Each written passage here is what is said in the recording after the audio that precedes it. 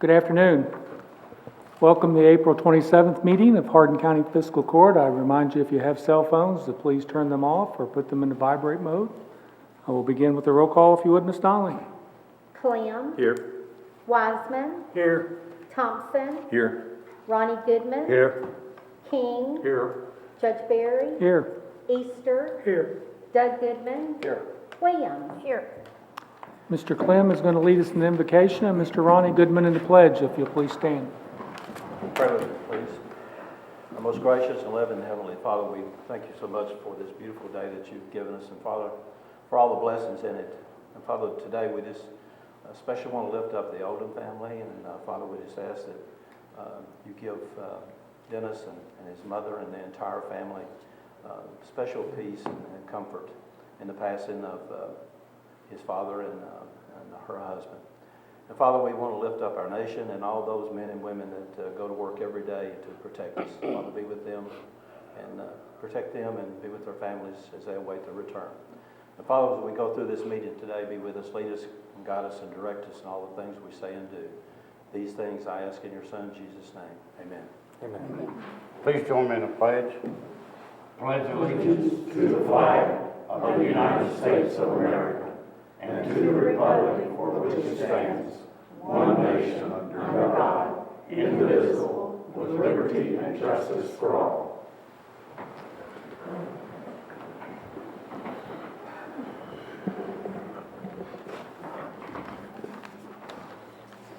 First up this afternoon is informational items that we have with us today. Mr. Paul Sanders, the Chief District Engineer from District 4 of the Transportation Cabinet. Thank you, Judge. Afternoon, everybody. Good afternoon. It's hard to believe a year's already passed, but here we are again for our rural secondary program. You have some handouts there in front of you. I'll start off with the rural secondary program, which is funded by 22.2% of the motor fuels tax receipts. These funds are allocated to all 120 counties based on a 5-point formula. That 5-point formula being 1/5 equal among all counties, 1/5 based on the rural population, 1/5 based on the road miles, and 2/5 based on the land area. And of course, once that money has been allocated to a county, it's not transferable to another county. So I also have another handout there for Hardin County for this year. Our first priority is number one there is the routine maintenance and traffic funding. That's $703,200. Our second is the county judge expense set by statute, which is $2,584.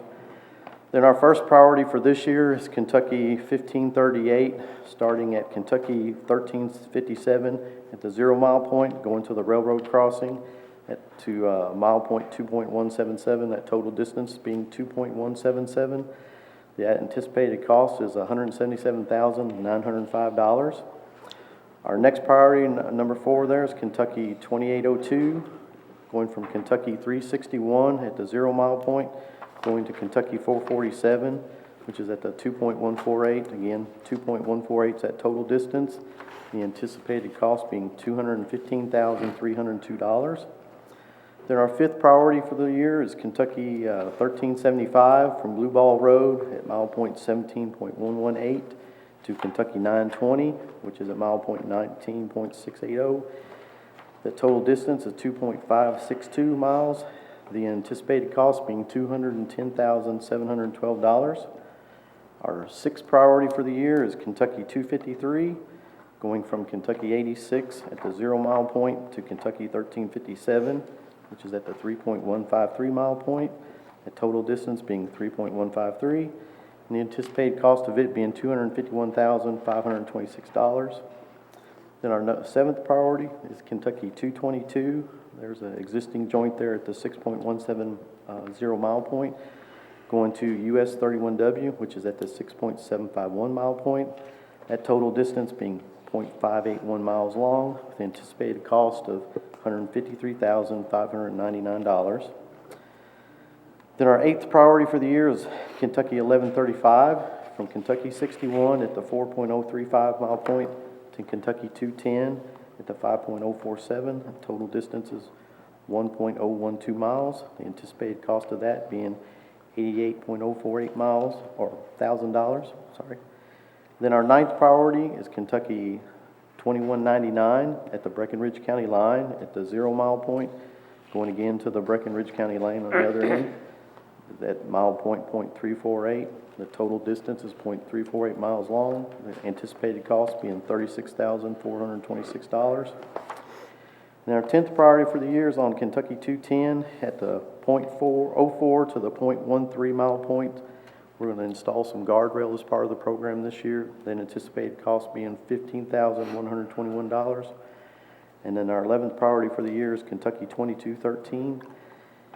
We're starting at the .685 mile point, going to the .858 mile point, and again installing guardrail at that location with the anticipated cost of being $21,454.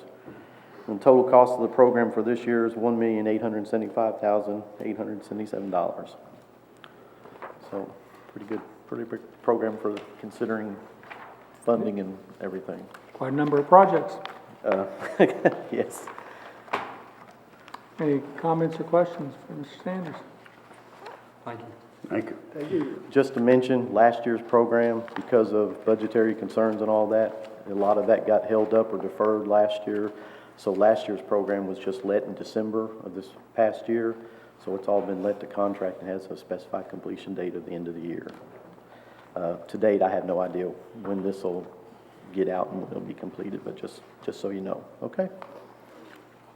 We have a lot of road work left to do, but this 12 plus sure helps. Appreciate it. Sure.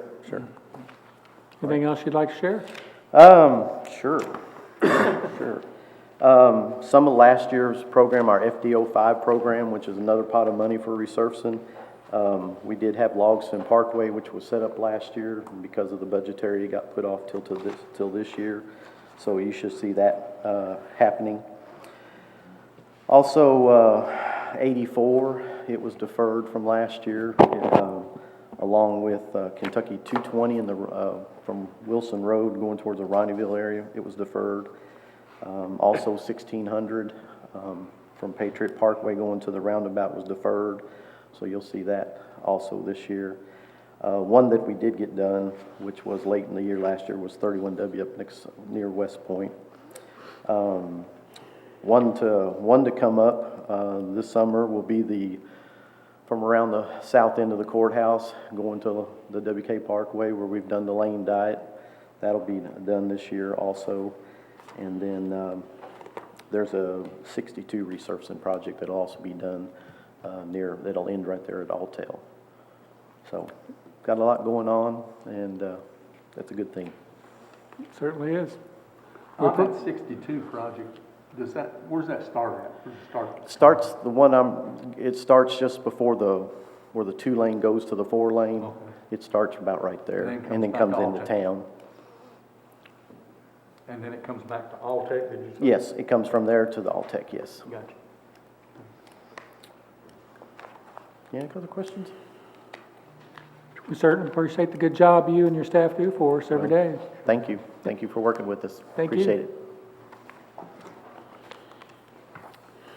All right, we'll move to department and elected office reports. First up, we have the county coroner, Dr. Lee.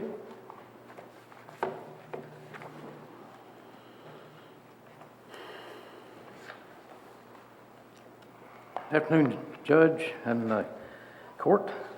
Good to see all of you. We got a first quarter report this time, an extra month in there, January, February, March. And I guess we all set, Robin. So January, you report the total cases, 93 cases. And I only had one accident that month. That's kind of unusual. 88 natural deaths you see, and it says 4 suicides. Only 3 are mentioned there, but there should be 2 gunshot wounds. If you look on your chart, it just has the one, but there were 2 gunshot wounds for suicides and then 1 overdose and a hanging. So, and then the pie chart, the next chart, there's an error on that. Your folder, I think, says 49% natural deaths and 49% accidental. That should be 95% natural. The big blue part should be 95%, and then there's a little green sliver, 1% that accident And then, of course, the 4% suicide, so just a correction on your chart there. February, next month, dropped down to 88 cases. Had accidents were up quite a bit, 6 accidents, and it's unbelievable the number of overdoses we see these days, and you see 3 of those deaths in the accidental category were fentanyl and meth. Those 2 drugs tend to be our number 1 killers as far as drugs in Hardin County. And we had a positional asphyxia where the crushing type injury, and then person that froze, pretty much hypothermia. So had 1 homicide, our first homicide in February, 2 suicides, and undetermined. We're still working out, deciphering what it's accidental or suicide on the drug intoxication, and still have an autopsy that's been kind of long-standing, still waiting on. And again, next slide will be the pie chart showing in most of our cases, as you all know, are natural deaths, and we still have to investigate those because you want to rule out any foul play and what have you. So the natural deaths can take some time, usually not quite as much as the others, but they do involve some time. Look on the March, the last month in this report, 102 cases. We were over 100 for that month, 93 natural, 4 accidental deaths, and again, you see the fentanyl jumping up at us.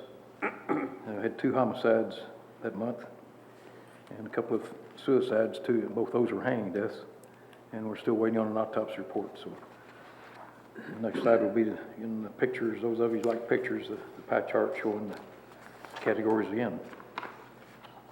Next slide, which I kind of like, is the total cases year to date, and you see I don't remember what happened back in 2017. It jumped up there for that first quarter, but all the rest has been kind of a steady climb, and as you see, we're up 283 cases by the end of March of this year, and that's the highest we've had for a quarter since I've been the coroner. And then the next category shows the 3 categories of death that, other than natural death, that being accidental, homicide, and suicide. Those 3 categories, you see the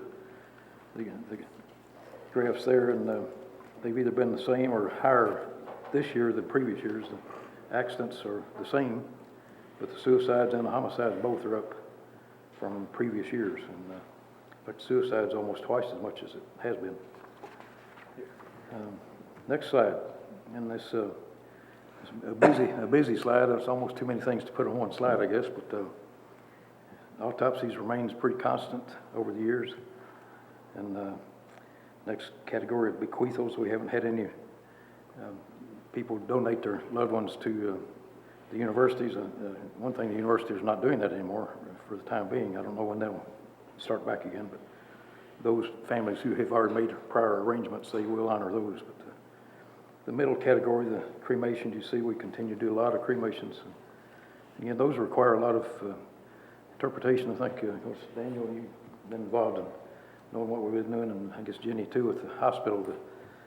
The trying to get what's happening. Sometimes the folks will end up in the emergency room, or maybe get stabilized there and get up to ICU or up on the floor somewhere, and then they'll die later, and it's put down as a natural death. Maybe they develop pneumonia or sepsis.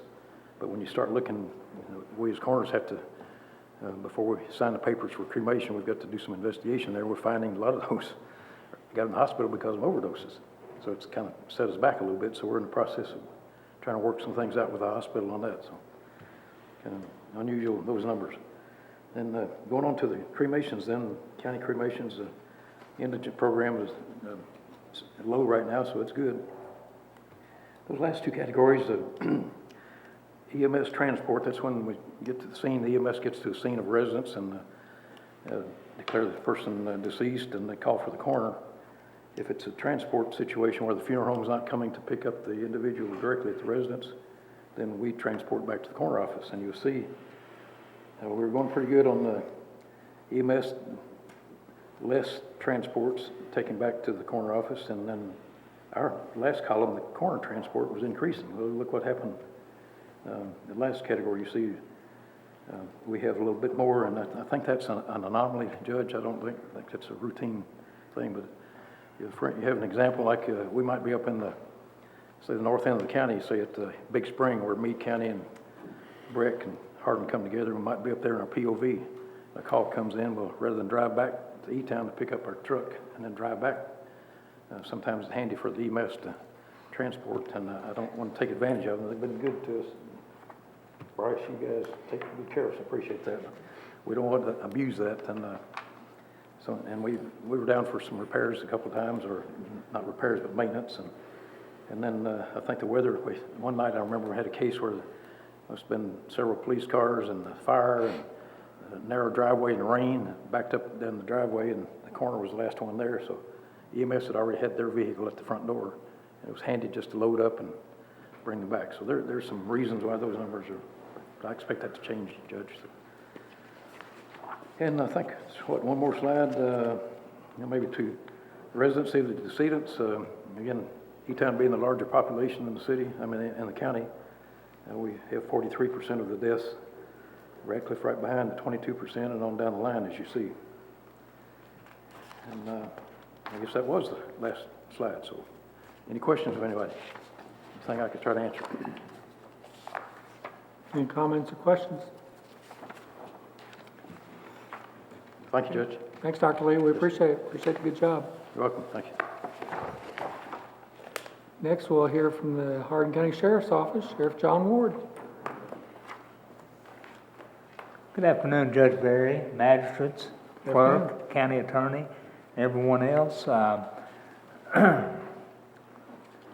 February and March report on law enforcement arrests, 186, citations, 288, warrants, 172, civil papers, 984, 1,604 complaint calls, 100 accidents investigated, 85 criminal cases, 3,155 other activities, 583 school safety checks, 203 warnings issued, 2,369 attempts to serve.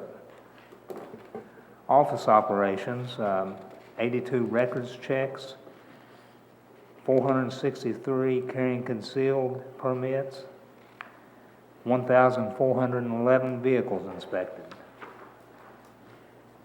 Court transportation, 46 transports to adult court, 1 juvenile transported, and 70 in-state transports. The following slide is the distribution of tax monies and fees collected, and it's a breakdown. And at close of business on April the 15th, our office had collected a little over 99% of the taxes billed out for the county. So we were very pleased with that outcome this year. Next slide is just a pie chart showing basically the same thing. The next slide is just Captain Reinhardt. He's collecting the prescription drugs out of our drop box there in our office. He does this approximately 4 to 6 times a year, and we want to thank the Hardin County citizens for turning in their unused prescription drugs. This time when we took these for disposal, disposed over 33 pounds of prescription drugs, and so many times those get flushed into the sewer systems, and that's not good. Or get in the wrong hands. Next slide is Deputy Reeves and Deputy Vance getting fitted for new vests. We recently received a grant from the Kentucky Department of Homeland Security for 17 new vests. And next slide, new deputy, a replacement deputy, Kevin Johnson. He was recently sworn in on April the 1st. April the 16th, Deputy Brad Hunt was sworn in. Both of them are now working the road. They were previously police officers decided to come to the sheriff's office, and we're glad to have them. The next slide, during April, it was Telecommunicator Appreciation Week, and we can't say enough about our 911 dispatchers. They're the lifeline to all emergency service personnel, and we appreciate them. Sometimes we might not let them know the appreciation, but we do appreciate them. The next slide is just a couple of individuals that I want to recognize. Miss Anna Wood, she'll turn 106 on May the 11th, and Wayne Hayes turned 100 on April the 13th. And just want to take this opportunity to recognize them both. Wayne, as I said, Wayne turned 100 on April the 13th. As you can see in this photo, he had a big time on his birthday. He had a pretty big celebration. Wayne was raised in Hardin and LaRue County area, is a World War II veteran, and was a local businessman for many years. Wayne had been in military training when his daughter was born, and he never got to see her. And his father found out when his troop train was coming in. He was come through Glendale on his way to being shipped out to the Pacific, and his father got that time frame down when the train was coming through and stood there by the tracks and held his newborn daughter over his head so Wayne could see his daughter for the first time. At his birthday party, Kenny Tabb remarked that on Kenny's birthday, March the 9th, 1945, Wayne was bombing Tokyo. So Wayne, he was on a bomber in World War II and flew many missions over in the Pacific. Next, Miss Anna Carazzi Wood was born on May the 11th, 1915 in Cortona, Italy, and she'll turn 106 on May the 11th. And she's lived through World War I, the Spanish flu, World War II, and COVID-19, just to name a few things. But she met the love of her life, Captain Glenn Wood, while working in Florence, Italy in 1945, and was married 2 years later at the Presidio in San Francisco. Her husband's career took her several different states. His military career took them to several different states and another country before settling in E-Town in 1959. And a major accomplishment that Miss Wood is very proud of to this day is obtaining her U.S. citizenship in 1953. She says that took a lot of dedicated commitment and hours of study.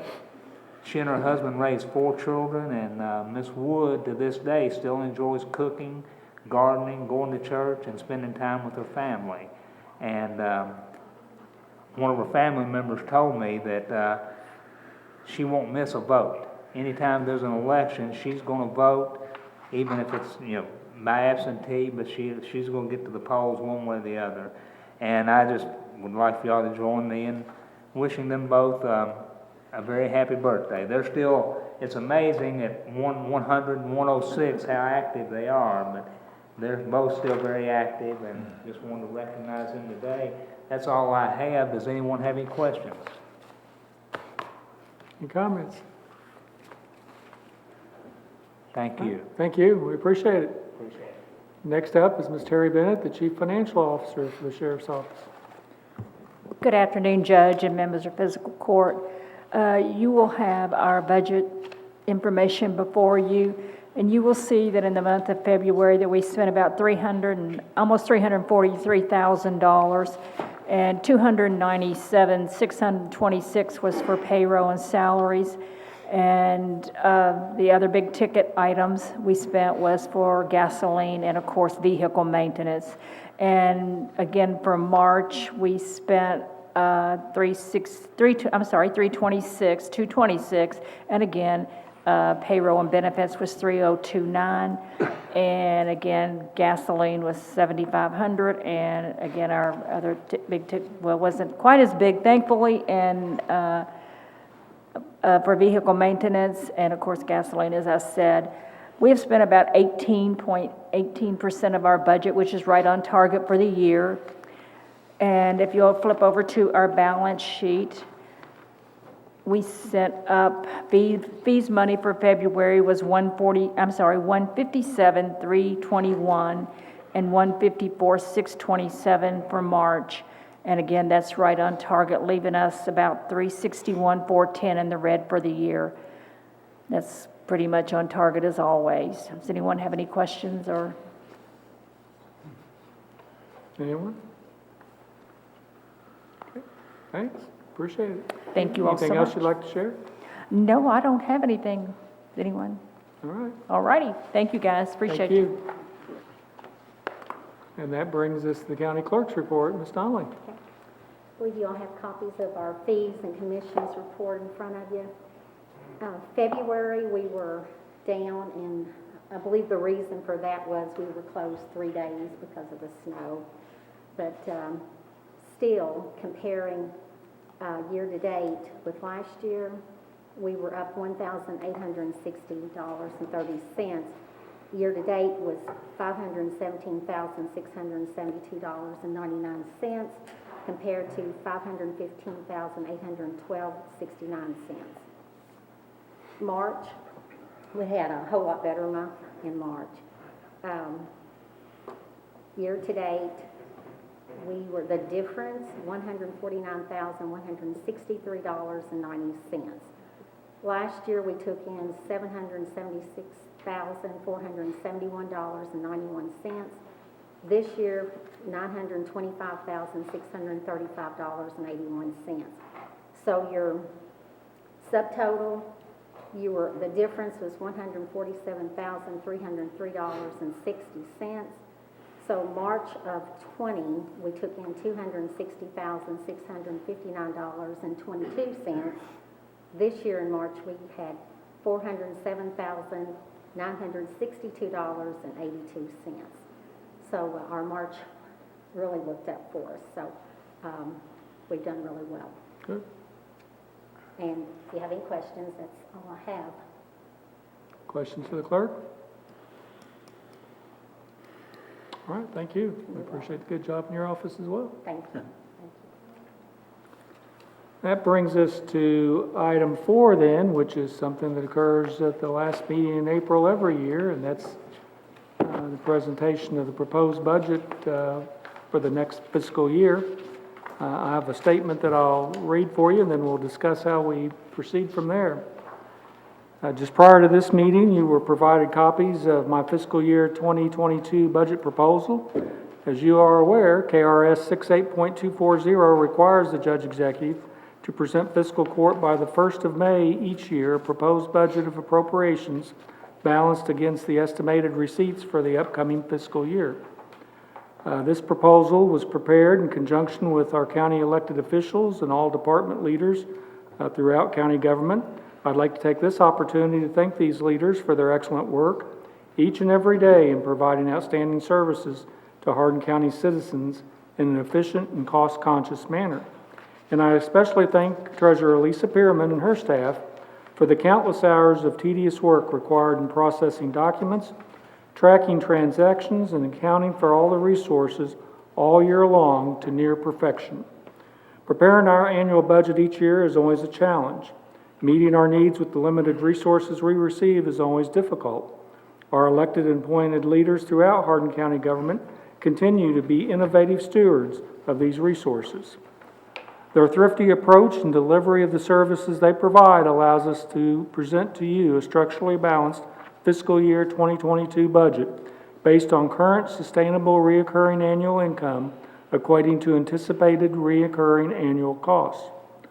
However, the increasing demands imposed upon us, coupled with rising costs and stagnant state revenue sources, continues to make each subsequent budget year more difficult to balance.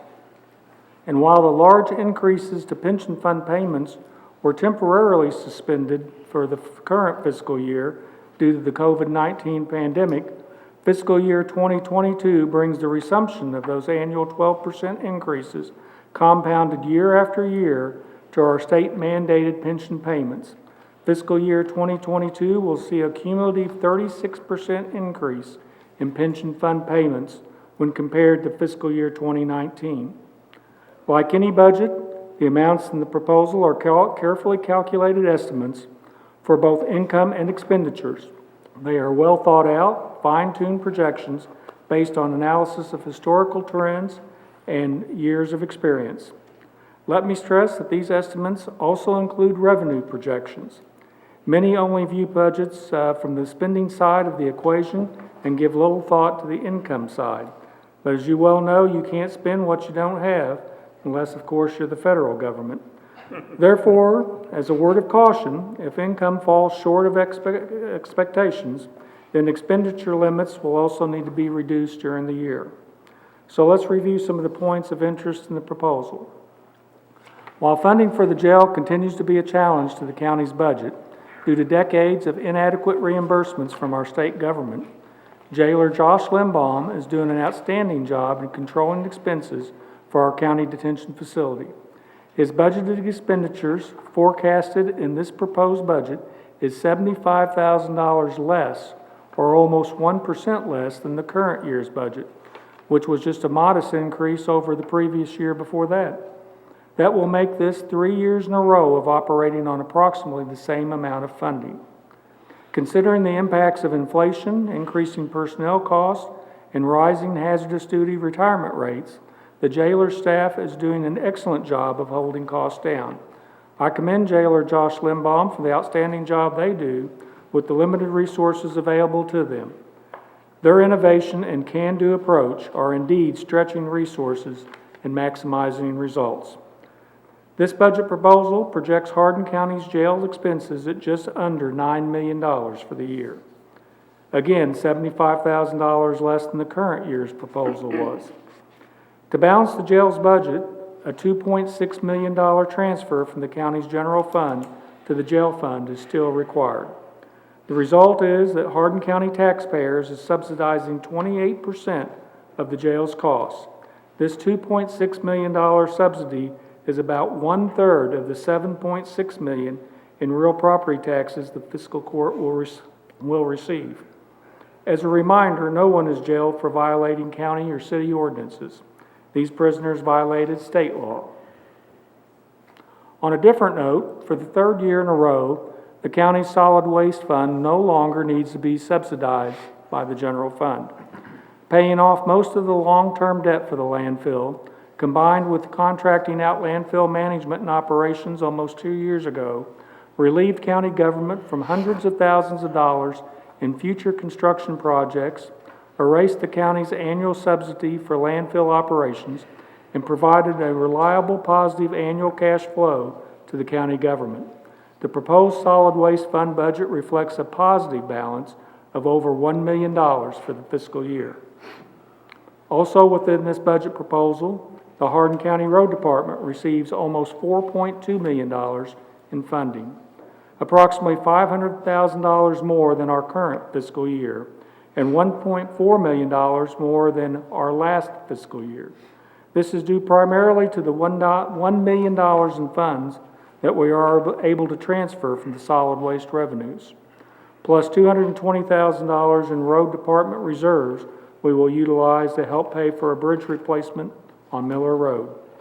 With that said, the road fund's annual reoccurring revenues continue to be $600,000 less than they were 6 years ago, when the General Assembly dramatically reduced the state's gasoline tax, the road department's primary funding source.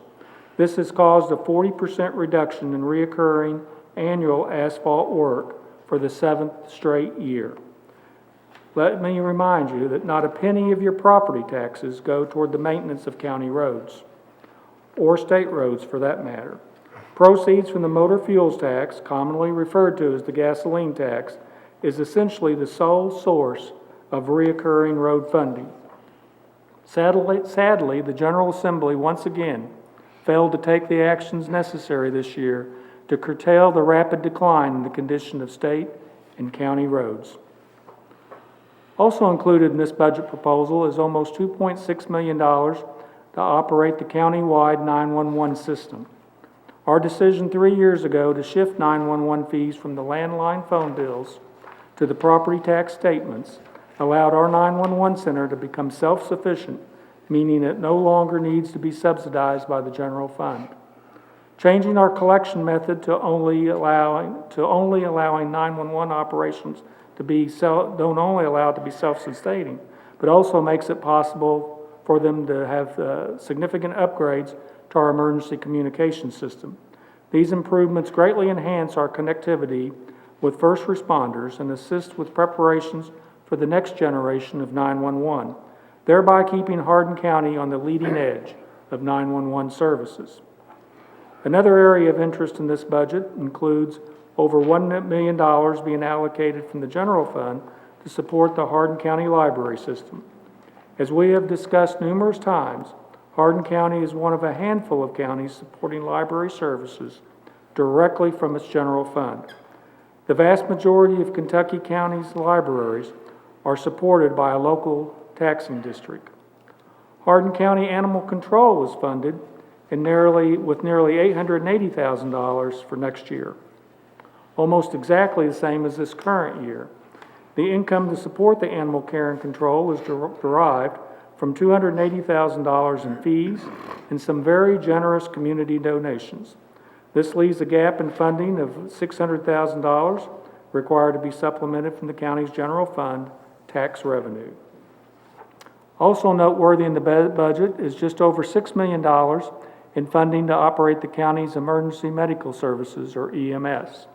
Included in their budget is the cost of renovating one ambulance, or remounting an ambulance, and adding a quality assurance officer and replacing the shift leader's vehicle.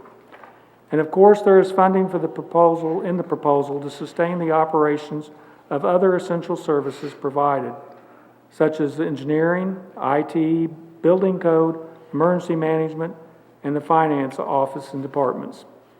To summarize, my proposed overall budget is $4.3 million, including $44.6 million of operations and $750,000 remaining of state-funded grant infrastructure improvements. It is a structurally balanced budget, meaning current expenses are truly balanced with current income. No programs or services are being reduced. However, on the downside, even with the proposed 2% cost of living increase included in this budget, Hardin County employees continue to be paid significantly less when compared to similar-sized counties. County roads are crumbling due to the gross underfunding from the state legislature for the last 6 years. Our library continues to be one of the smallest and most poorly funded per capita in Kentucky, and while my proposal does include an additional $400,000 expenditure to help with the roof rehabilitation project for the library, other building deferred maintenance and repair issues continue to be looming concerning that library. Contributing to our budget struggles is the fact that our state continues to be one of the most centrally controlled states in the nation, rather than empowering local governments to solve issues locally. And huge state-mandated increases to local government's pension fund contributions are strangling county government finances. And because our state leaders refuse to address the inequity imposed on Hardin County regarding the collection of occupational taxes, an issue facing just a handful of counties, Hardin County is severely handicapped in assisting with the attraction of economic development opportunities for our county. Now, with all that said, you now have my proposal for our next year's budget. I suggest the following schedule for your review and ultimate approval for the county's fiscal year 2022 budget. The Resources and Community Support Committee to meet next Tuesday, May 4th at 9:30 in the morning to consider the proposed budget. Schedule the required public hearing for the use of local government and economic assistance funds and county road aid funds, along with potential first reading of the proposed budget for our May 11th meeting here in the courtroom at 3:30 in the afternoon. And considering the outcome of the first reading, we can schedule then the second reading and adoption of the budget ordinance for our final meeting, May 25th in May. And should the Department of Local Government not get to approve our budget before then, we could push off to the first meeting on the 9th of June. And that will leave the rest of June if we have any other issues that we need to resolve. And with that, like I said, when we started, the budget was distributed to you before the meeting. I'll provide you after the meeting copies of the written statement. And if you have any comments or questions today, I'll be happy to try and address them, and look forward to next Tuesday's meeting. What time was that meeting, please? 9:30, Public Works Committee's at 9 o'clock. Follow that committee meeting. I just want to express my appreciation for all the work that you've put into this, and how very carefully you've deliberated on income and expenses, and set up the very best possible plan. And we need to review, refine if needed, and move ahead. Thank you. I appreciate those comments, Mr. Thompson. It's just not me. Lisa does a considerable amount of work in preparing for this. Yes. Her staff does a lot of work in supporting her in doing that. And this all begins with our county leaders, both elected and appointed, department heads, office elected officials. They all have a part in crafting this budget. Any other comments? Like a good history lesson. We know where we've been, we know where we're going. Thank you. You bet. Anyone else? If not, then we'll move on to item 5, which is ordinance, agreements, and resolutions. We have one today, item 5A, resolution number 2021-068. It's approving the agreement between Hardin County and the Hardin County Educational Community Television with Hardin County Schools. It's for the fiscal year that we just presented the budget for, and this is included as part of that budget. It's a modest increase from the current year's cost to be able to keep us on the air as we are right now, each of our meetings. The total that was put in the budget for this is $20,000 to make sure we have enough for any unexpected meeting. The actual contract's $18,000. Move to approve. Motion by Mr. King to approve, and second by Mr. Easter to approve. Any discussion? Hearing none, Ms. Donnelly. Wiseman, Yes. Thompson, Yes. Ronnie Goodman, Yes. King, Yes. Judge Barry, Yes. Easter, Yes. Doug Goodman, Yes. Williams, Clem. Yes. That brings us to item 6, which is the consent agenda. Are there any corrections that need to be made today? Move to approve. Second.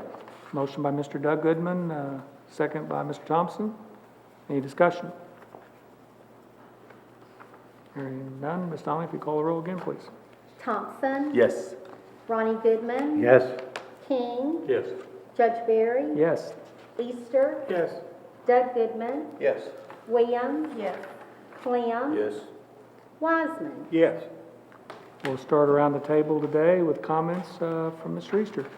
I don't have anything, Judge, thank you. All right. We'll go with Mr. Doug Goodman next. I'll yield my time to Squire Williams. The only thing I have is just a reminder, you just heard, May the 4th, 9:30 across the hall. The Resources Committee will have a special call meeting to go over the budget in depth. So, May 4th, 9:30, be there. Mr. Clem. Just a reminder, please don't drink and drive and don't text and drive. Mr. Wiseman. I have nothing, Judge. Mr. Thompson. Simply a reminder to those who would be interested, the Public Works Committee will convene at 9 a.m. on Tuesday, May 4th, to be followed by the Resources Committee. Mr. Ronnie Goodman. I have nothing, Judge. Mr. King. I don't have anything, Judge, thank you. Ms. Oldham, anything from your office? Thank you. Ms. Donnelly, anything else you'd like to add today? No, sir, thank you. I would remind everyone that the next meeting of Hardin County Fiscal Court then, and first reading scheduled for the county's budget is May 11th at 3:30 in the afternoon here in the courtroom. Is there anything else that needs to come before us before we adjourn? Hearing nothing, is there a motion to adjourn? Motion. Motion by Mr. Clem, I believe, and second by Mr. Ronnie Goodman. If there's no objection, hearing none, we stand adjourned.